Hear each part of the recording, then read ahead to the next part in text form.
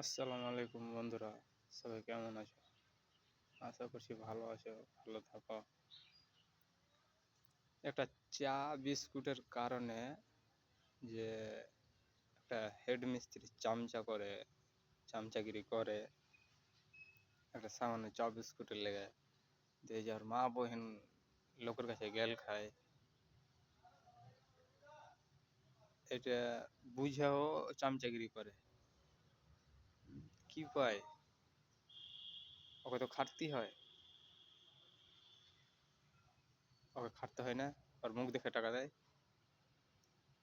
তো আমাকে যেখানে খাটতে হয় সেখানে চামচাগিরি করবো কেন?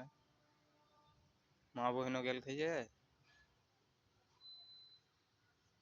নিজেও গেল খেয়ে, খারাপও হয়েছে লোকের কাছে সামান্য চা বিস্কুটের লেগে। কি পায়? কি লোককে দেয় 15,000 কি 10,000, ওকে কি তার ডবল দেয়? তা তো দেয় না।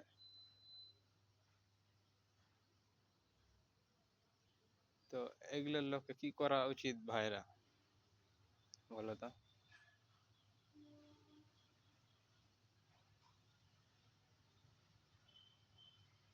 ভিডিওটা যদি ভালো লাগে, লাইক শেয়ার ফলো করবা।